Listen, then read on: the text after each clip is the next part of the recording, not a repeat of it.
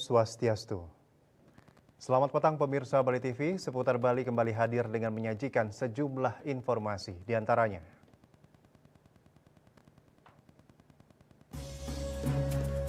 Raih penghargaan dari The Asian Post Research, kinerja Gubernur Koster terbaik, pulihkan ekonomi Bali pasca pandemi. Jumlah wisatawan Tiongkok meningkat, dorong pelaku pariwisata tingkatkan kompetensi bahasa Mandarin. Jangan lewatkan juga informasi menarik dan terkini lainnya yang sudah disiapkan tim redaksi kami. Bersama saya Agus Jagatraya, inilah Seputar Bali selengkapnya.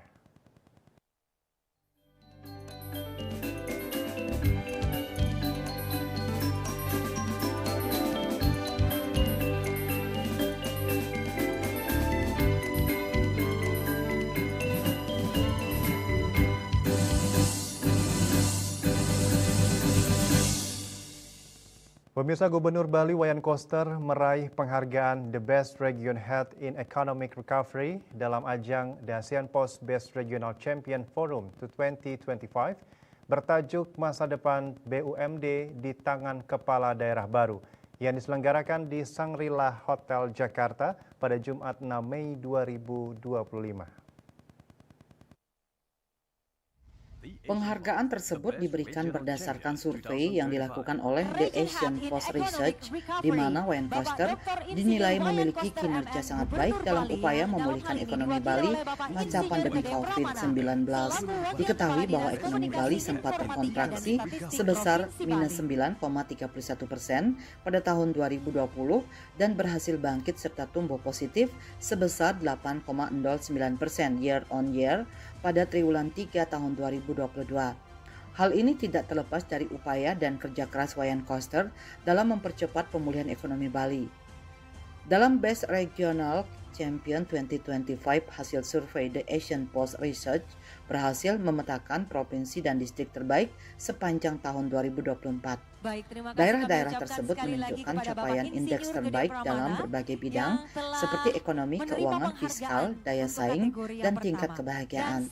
Tidak hanya itu, kajian The Asian Post Research juga mengidentifikasi kepala daerah yang layak menerima pengakuan khusus atas kontribusi dan kinerja aktif dalam memimpin wilayahnya masing-masing.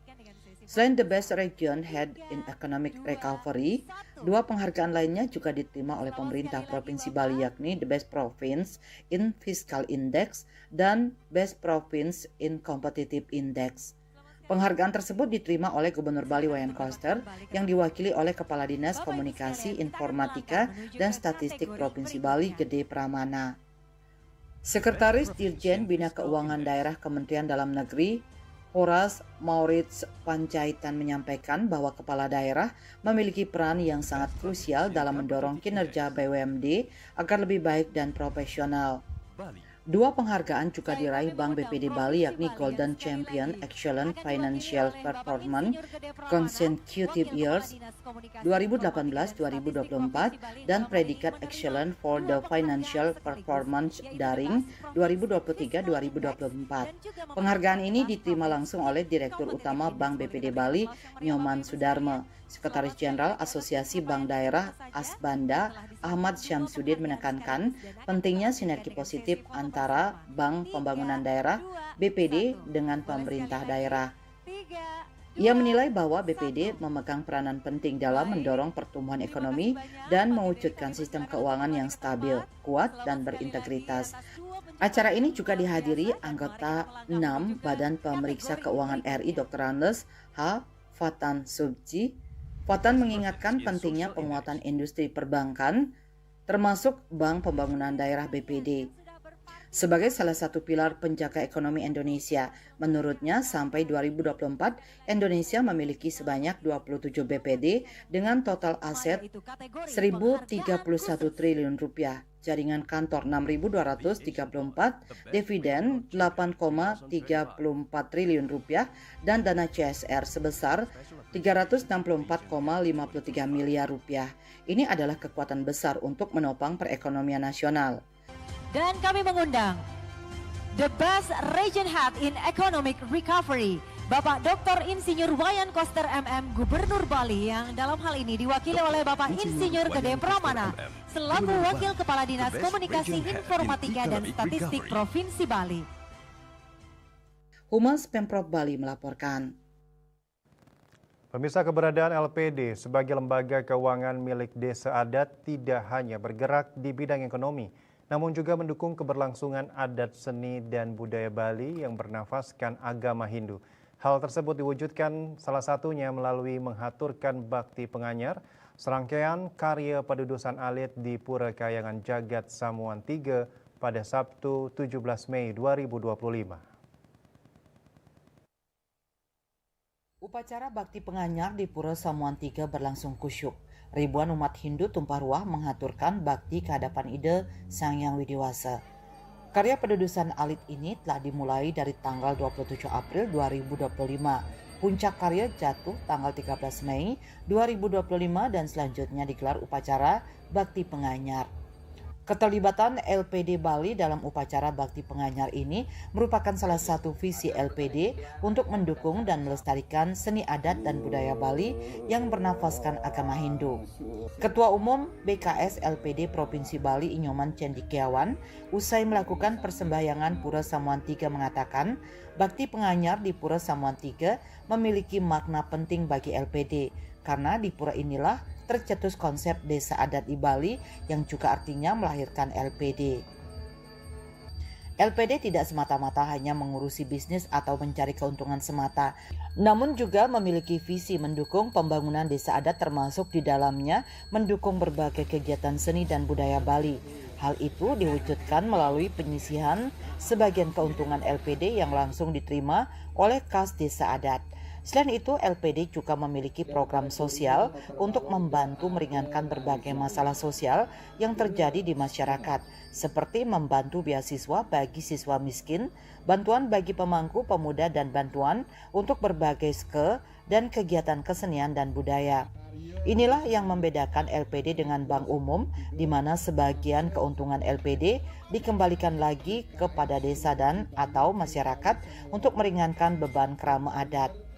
Di tengah persaingan dengan lembaga keuangan sejenis di era digital ini, BKS LPD Provinsi Bali terus mendorong penguatan LPD dari berbagai sektor secara skala-niskala. Secara skala telah digelar berbagai BIMTEK, pelatihan dan sertifikasi untuk memperkuat dari sisi pengawasan, SDM, operasional, dan percepatan digitalisasi di bidang pelayanan. Ditambahkan Nyoman Cendikiawan melalui upacara bakti penganyar ini, segenap pengurus LPD memohon kepada Tuhan Ide Betara Susuhunan agar LPD di Bali tetap ajak dan terus bisa melayani kerama desa adat untuk kesejahteraan masyarakat Bali.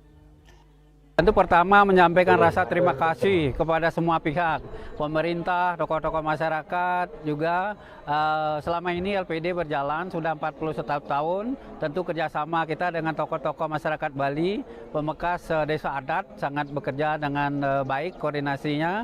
Tentu harapan kita juga hari ini kita melakukan upacara persembahyangan bersama di Pura Samuan III. Ini juga wujud bakti kita skala-niskala.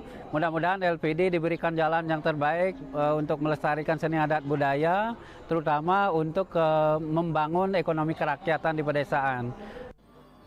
Sementara Wayan Sunantara, Wakil Pendesa Pura Samuan III mengapresiasi pelaksanaan bakti penganyar yang dilakukan oleh BKS LPD Provinsi Bali.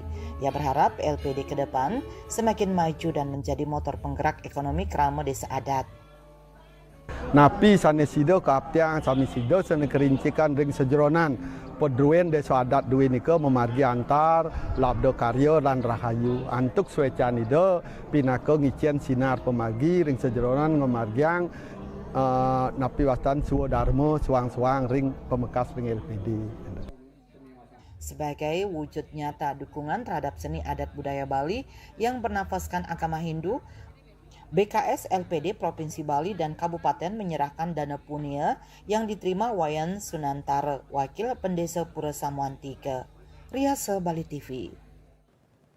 Dalam rangka memperingati hari ulang tahun HUT ke-63 Bank BPD Bali, keluarga besar Bank BPD Bali melaksanakan serangkaian kegiatan bertema Bertumbuh dalam Harmoni.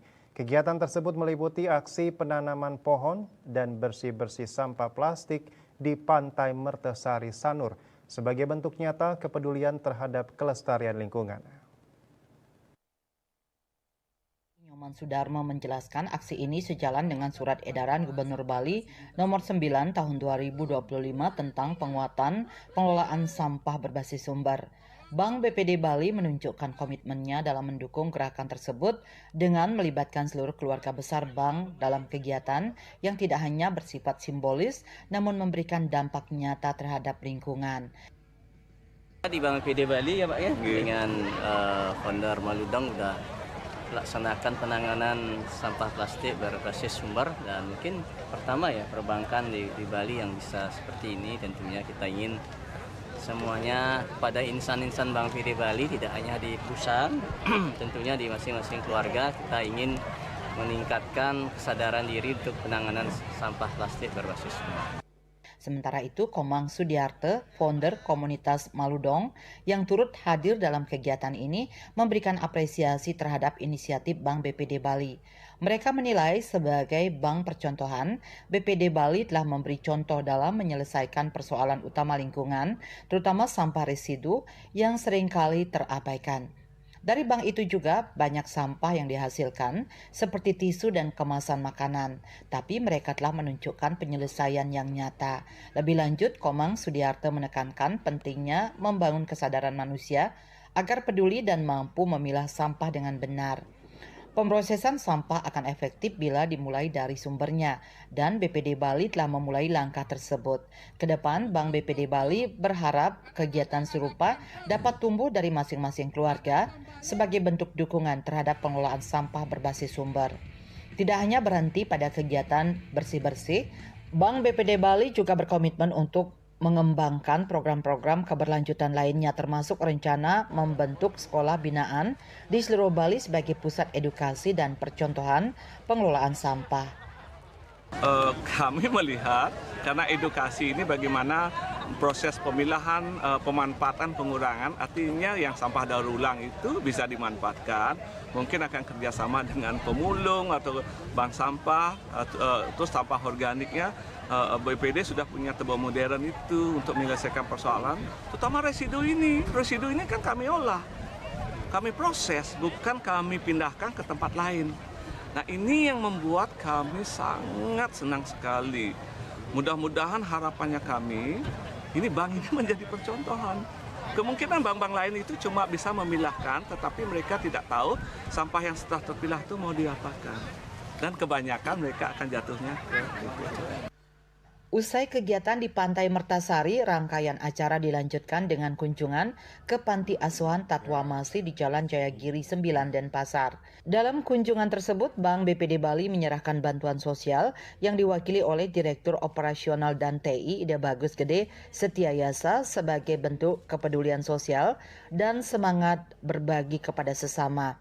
Melalui kegiatan ini, Bank BPD Bali menegaskan bahwa pertumbuhan tidak hanya diukur dari sisi ekonomi, namun juga dari harmoni antara manusia dan alam, serta kepedulian sosial terhadap sesama. Hendra, Bali TV. Jumlah wisatawan Tiongkok meningkat. Dorong pelaku pariwisata tingkatkan kompetensi bahasa Mandarin. Kami segera kembali dengan laporannya.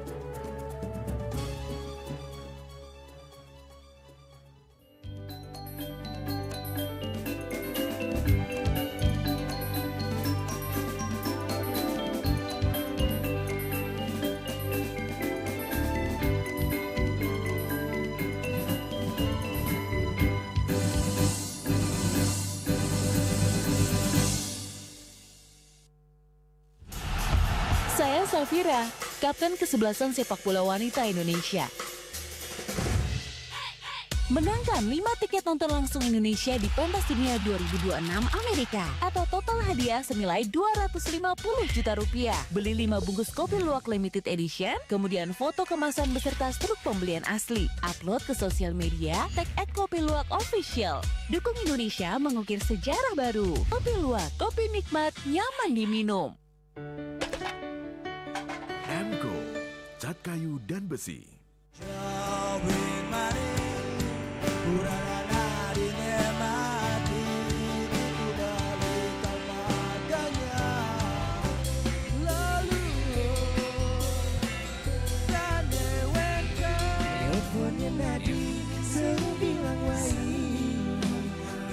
Semangat meguli kota Paris edot engi bertu sing ngelah pipes.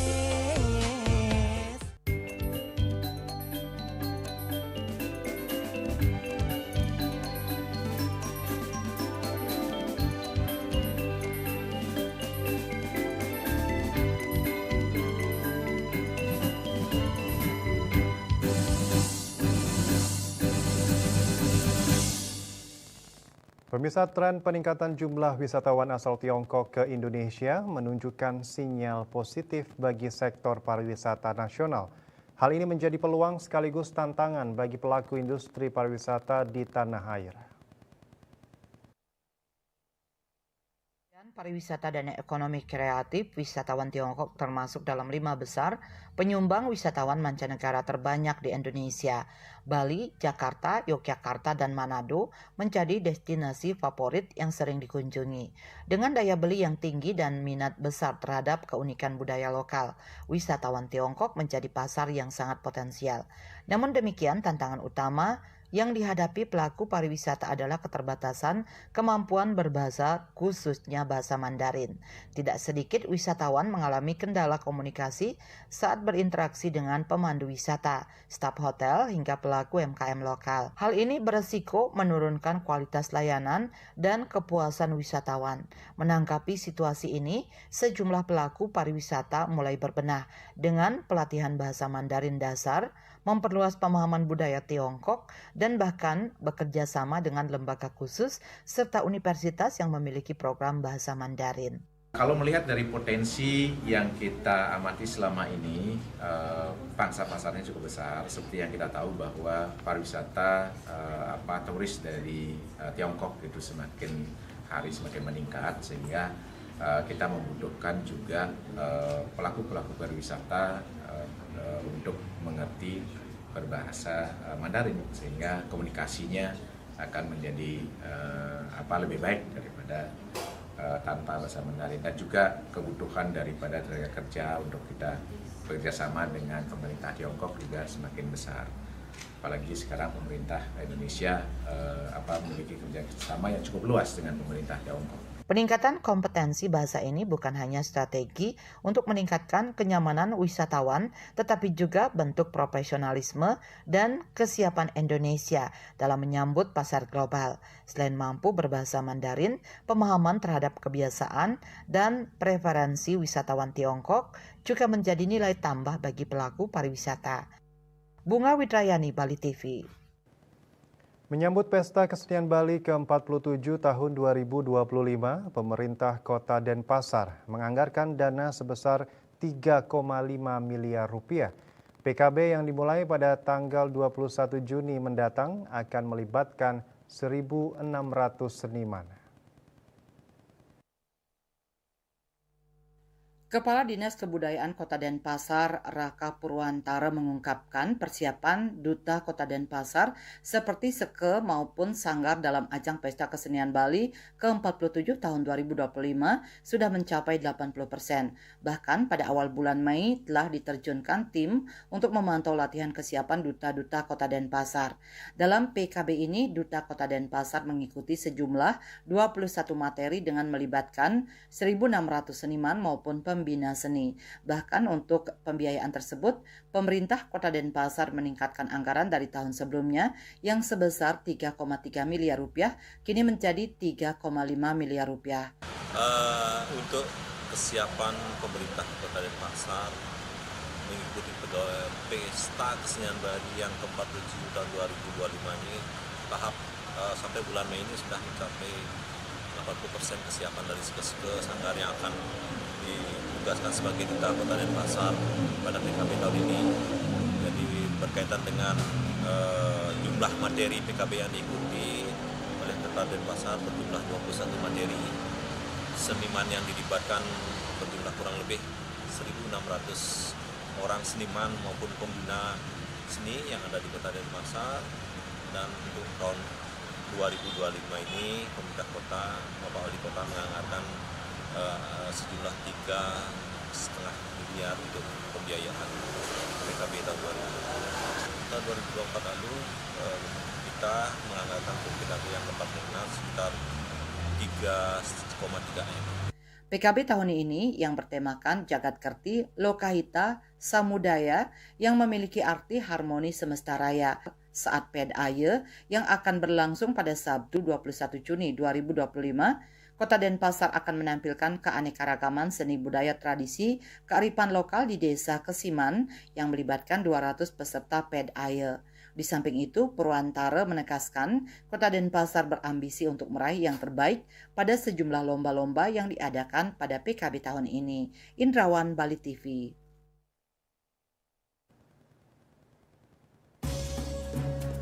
Kami akan segera kembali dengan informasi. Perkimta Buleleng minta pengembang segera serahkan PSU perumahan.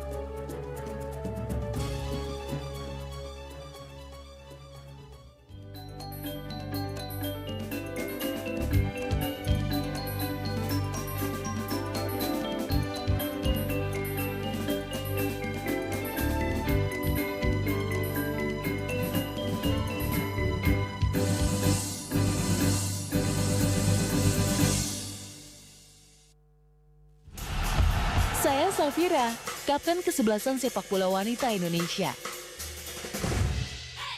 Menangkan 5 tiket nonton langsung Indonesia di Pentas Dunia 2026 Amerika atau total hadiah senilai 250 juta rupiah. Beli 5 bungkus kopi luwak limited edition, kemudian foto kemasan beserta struk pembelian asli. Upload ke sosial media, tag @kopiluwak_official. Dukung Indonesia mengukir sejarah baru. Kopi Luwak, kopi nikmat, nyaman diminum.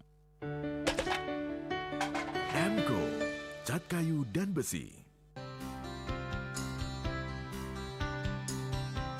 Puniki kematian disampun angka alit nekuli. Metapa kalau bos mepandes betawin sangi drama antar ketua Banjar Jakarta Selatan hari di Jakarta Selatan para pinangite miwah tokoh-tokoh umat Hindu emansipasi miwah penyarengan kerama istri saha anggen cangin purikau wenten taler 6 TPS sani kaayahin oleh kerama istri inggian weng TPS 6.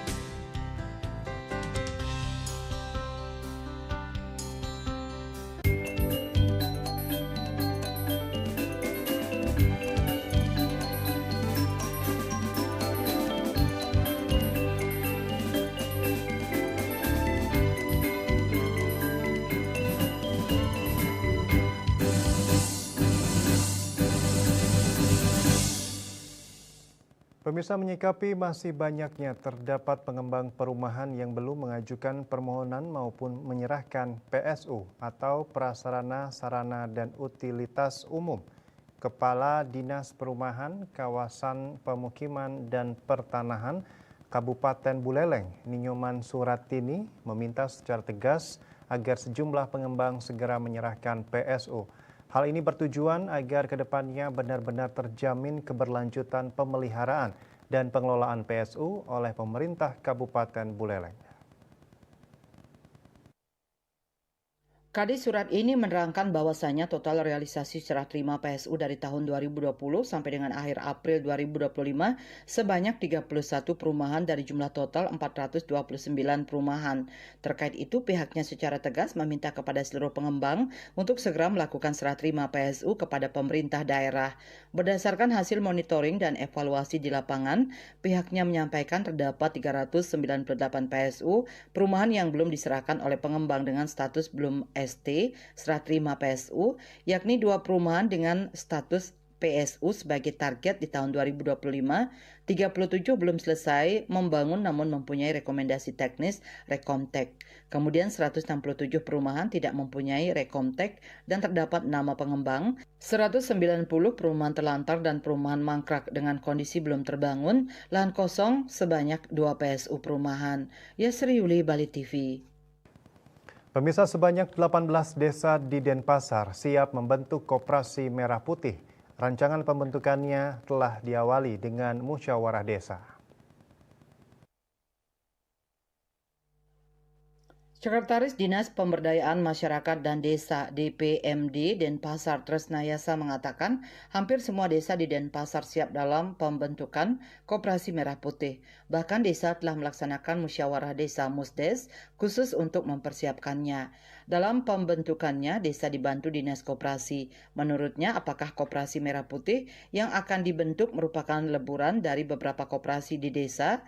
Kata Tresna tergantung kewenangan pihak desa, mengingat desa memiliki otonominya sendiri. Mengingat APBDes telah dirancang sebelumnya, maka ketika ada program baru perlu didiskusikan terutama terkait penganggarannya. Menurutnya belum ada info terkait anggaran pembentukan Koperasi Merah Putih. Namun pihak desa dikatakan berupaya membentuk Koperasi Merah Putih sesuai instruksi Presiden dengan mengoptimalkan APBDes. Tresna menambahkan dengan adanya Koperasi Merah Putih maka akan dapat menyerap tenaga kerja cukup besar. Hal ini bisa menjadi solusi masalah banyaknya PHK saat ini. Sesuai tujuannya, Koperasi Merah Putih akan dapat meningkatkan taraf ekonomi masyarakat sehingga tidak ada yang menganggur.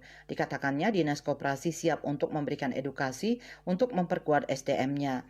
Kepala Dinas Koperasi dan Usaha Kecil dan Menengah UKM Denpasar Edewo Made Agung belum lama ini mengatakan ia masih terus melakukan sosialisasi ke desa dan lurah dengan difasilitasi DPMD. Dinas Koperasi melakukan sosialisasi.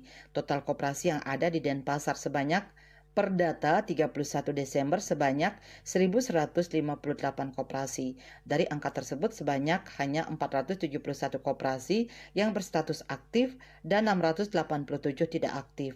Cita Maya, Bali Post melaporkan.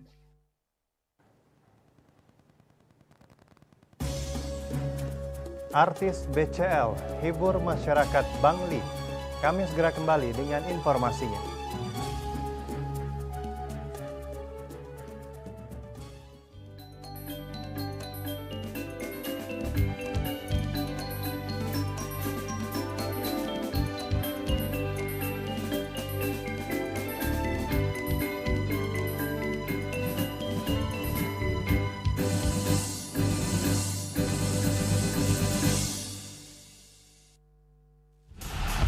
Saya Safira, Kapten Kesebelasan Sepak Bola Wanita Indonesia. Menangkan 5 tiket nonton langsung Indonesia di Pentas Dunia 2026 Amerika atau total hadiah senilai 250 juta rupiah. Beli 5 bungkus kopi luwak limited edition, kemudian foto kemasan beserta struk pembelian asli. Upload ke sosial media, tag @kopiluwak_official. Dukung Indonesia mengukir sejarah baru. Kopi Luwak, kopi nikmat, nyaman diminum.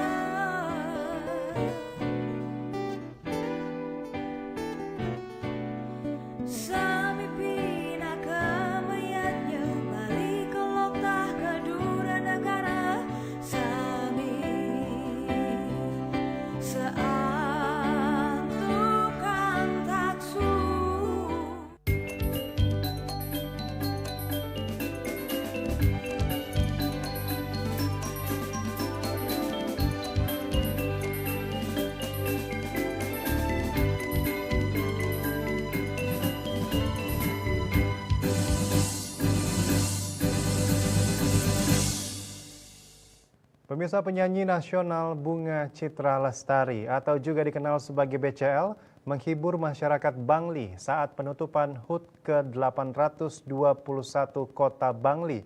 BCL membius penonton dengan deretan lagu hits dari dulu hingga kini.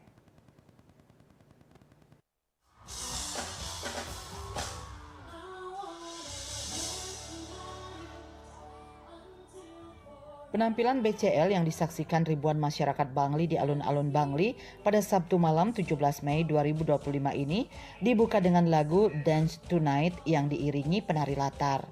Penampilan BCL dilanjutkan dengan lagu Pernah Muda yang dirilis pada tahun 2008. Warga tampak antusias menonton dengan mengabadikan melalui handphone, bahkan ikut menyanyi bersama. Meski usia tak lagi muda, BCL dengan semangat menghibur masyarakat Bangli. Tampil menggunakan blazer putih kombinasi gaun hitam, lantunan dilanjutkan dengan judul Kecewa.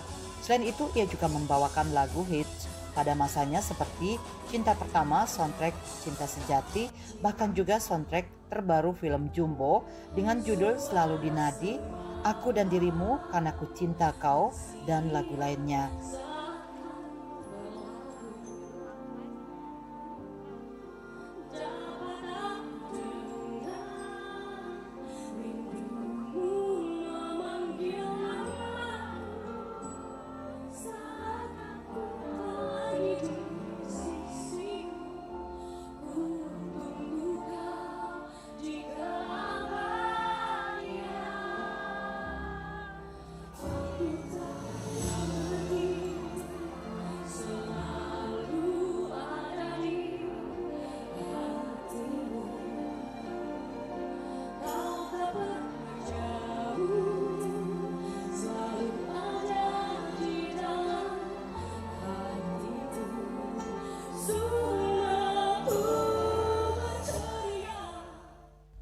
Tidak hanya artis nasional, juga menampilkan penyanyi lokal Bali, Tika Pagraki. Indrawan dan Ari Wiratmaja, Bali TV. Taman bukan hanya berfungsi sebagai paru-paru kota, tetapi juga dapat dimanfaatkan sebagai tempat berolahraga. Lapangan Puputan Badung I Gusti Ngurah Made Agung yang berada di titik nol Kota Denpasar ini kini dilengkapi fasilitas outdoor gym yang dapat digunakan warga untuk berolahraga demi menjaga kebugaran jasmani. Seharian menjaga kesehatan dan kebugaran tubuh seringkali menjadi tantangan. Namun keberadaan taman kota menjadi solusi yang menyegarkan bagi masyarakat urban yang ingin tetap aktif dan sehat. Taman kota bukan hanya ruang terbuka hijau untuk bersantai, tetapi juga tempat ideal untuk berolahraga dengan suasana yang menyenangkan. Berolahraga di taman kota memiliki banyak manfaat. Udara segar, pemandangan hijau, dan ruang terbuka memberikan suasana alami yang menenangkan pikiran dan meningkatkan semangat berolahraga. Aktivitas fisik seperti jogging, bersepeda, senam pagi hingga yoga bisa dilakukan dengan lebih rileks di tengah lingkungan yang asri dan jauh dari polusi. Salah satu taman kota yang dimanfaatkan sebagai tempat berolahraga yaitu lapangan Puputan Badung I Gusti Ngurah Made Agung Denpasar. Lapangan ini berada di titik nol Kota Denpasar. Setiap hari dijadikan tempat untuk olahraga, lari, dan aktivitas olahraga lainnya oleh masyarakat. Di lapangan tersebut terdapat fasilitas outdoor gym. Lapangan ini menjadi salah satu tempat wisata atau rekreasi bagi warga Kota Denpasar. Selain berolahraga, masyarakat Denpasar juga banyak menggunakan lapangan ini sebagai salah satu tempat berkumpul bersama keluarga di hari Minggu. Tidak sedikit dari mereka yang piknik sambil bercanda gurau, atau juga yang gemar bermain catur biasanya mengambil tempat di sisi timur lapangan. Di sisi lain di lapangan juga terdapat banyak fasilitas bermain anak, ditambah dengan megahnya patung catur muka, membuat tempat ini semakin ramai dikunjungi oleh masyarakat Denpasar untuk menghabiskan waktu akhir pekan. Berolahraga di taman kota adalah pilihan cerdas untuk hidup lebih sehat, aktif, dan terhubung dengan alam. Taman kota kini memiliki tempat favorit untuk mengisi energi positif setiap harinya. Sehat bisa dimulai dari langkah kecil. Salah satunya adalah dengan rutin berolahraga di ruang terbuka hijau. Bunga Widrayani, Bali TV.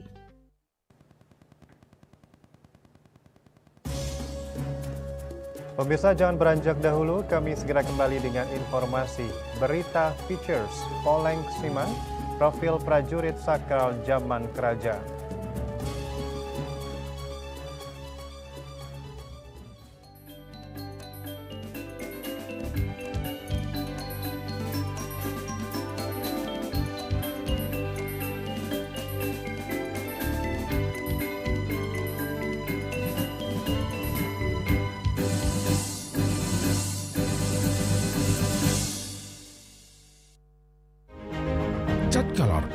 daya sebar yang luas, cepat kering, dilengkapi 39 pilihan warna.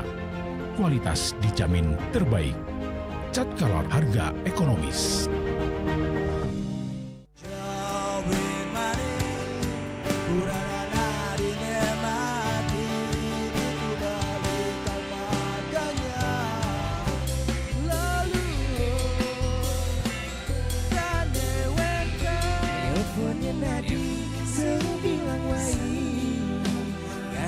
Semangat meguli kota Paris atot engi portu sing ngelah pipes senjemalu nyen sujatine ada di lohe terus terang beli yang sama ngari terus nang beli nganti mati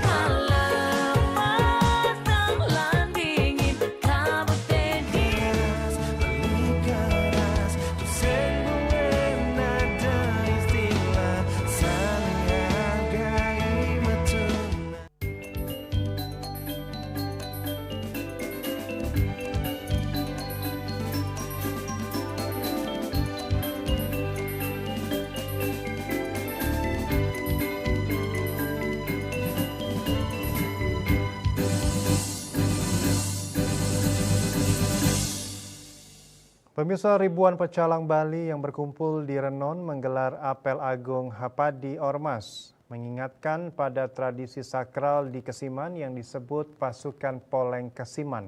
Pasukan ini bukan hanya menjalankan tugas pengamanan seperti pecalang, namun juga pasukan andalan Raja Kesiman di era zaman kerajaan. Tugasnya unik, yakni mengamankan wilayah secara skala dan niskala.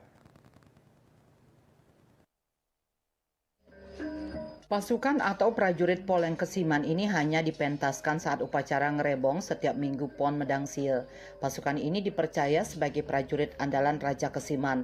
Adapun properti yang dibawa yaitu berbagai jenis senjata seperti gada, tombak, parang, perisai, dan keris. Yang menjadi prajurit Poleng Kesiman tak boleh sembarang orang, melainkan pemangku yang khusus mengemban tugas ini. Mereka adalah bagian dari struktur pemangku di Kesiman yang menganut sistem kerajaan. Ada pura dan pemangku yang khusus bertugas menghias, ngaturang hidangan ke segara Padang Galak, dan yang lainnya. Semuanya ada di bawah mangku gede dalam mutering jagat Kesiman.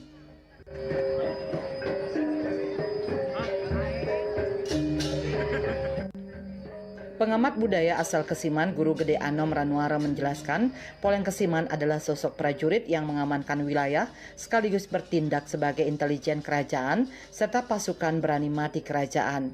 Warna poleng yang dimaksud bukan kotak-kotak putih dan hitam, melainkan poleng sudamala yakni tekstur garis putih melebar ke kanan, dilanjutkan di bawahnya warna hitam melebar ke kanan. Inilah yang membedakan poleng umumnya dengan poleng sudamala.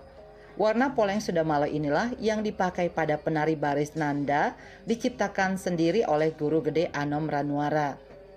Pasukan Poleng Kesiman mengenakan baju lengan panjang berwarna hitam yang terbuat dari kain beludru, memakai kain putih saput berwarna poleng dan selendang berwarna poleng yang dililitkan di badannya, serta mengenakan destar atau sejenis hiasan kepala berupa lembaran kain yang dilipat-lipat sedemikian rupa berwarna poleng sudamala.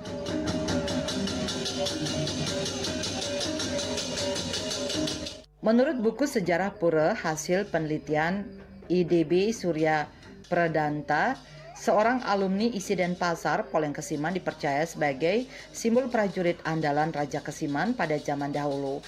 Ini dikaitkan dengan ketika Kiai Agung Ngurah Pemayun membangun Puri Ageng Pemayun Kesiman yang juga disebut Jero Gede Kedaton Kesiman, mampu mengalahkan lawannya dengan pasukan intinya yang dijuluki Poleng Kesiman.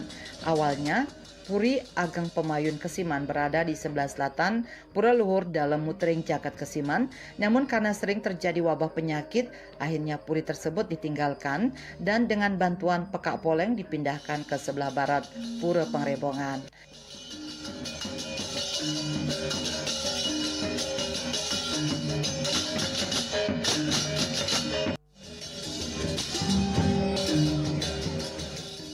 Switcha Bali TV. Pemirsa, menjelang Hari Idul Adha, muncul isu sejumlah sapi di Jembrana terjangkit penyakit mulut dan kuku atau PMK. Isu yang tersebar di media sosial tersebut menimbulkan keresahan di kalangan masyarakat, khususnya para peternak sapi. Fungsional ahli medik veteriner Keswan Kesmafet Dinas Pertanian dan Pangan Jembrana, Dr. Hewan Igede Adi Adnyana Jumat 16 Mei mengakui isu tersebut menyebabkan keresahan di masyarakat, terutama peternak sapi di Jembrana. Dijelaskannya informasi dari berita di media sosial, disebutkan adanya sapi mati karena PMK. Setelah dicek ke kandang warga, pihaknya menemukan bahwa itu sebenarnya bukan PMK. Adi Adnyana menjelaskan bahwa isu serupa sebenarnya telah lama muncul dan pihaknya telah melakukan penanganan tuntas, termasuk tindakan isolasi dan pemusnahan ternak yang terindikasi. Menurutnya kandang yang diberitakan tersebut merupakan kandang karantina, di mana sapi yang baru dibeli dan tiba dalam kondisi lemas akan ditempatkan di kandang tersebut untuk observasi. Sapi yang di kandang tersebut dibilang oleh masyarakat terkena PMK, padahal itu belum tentu PMK. Pelaksana tugas PLT Kepala Dinas Pertanian dan Pangan Kabupaten Jembrana, I Gusti Ngurah Sumber juga menegaskan bahwa Kabupaten Jembrana saat ini berstatus 0 kasus PMK. Sumber mengatakan PMK di Jembrana mulai 0 dari tahun 2023 dan vaksinasi juga sudah 100%.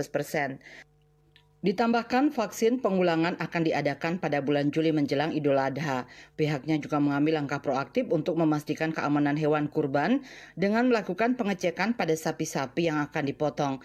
Tenaga medis di bidang hewan akan dioptimalkan guna mendapatkan uji lab dan pasar. Denpos melaporkan. Dan kini kami sampaikan informasi perakiraan cuaca untuk kabupaten kota di Bali berlaku besok.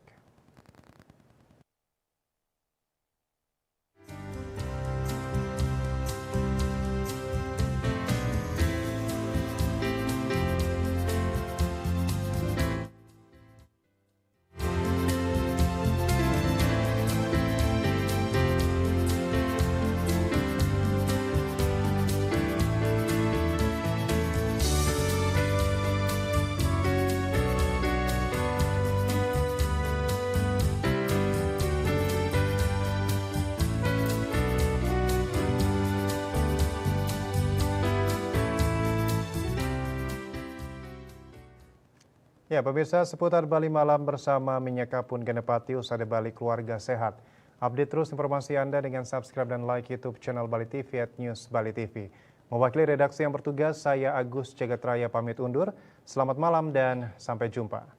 Om Santi Santi Santi Om.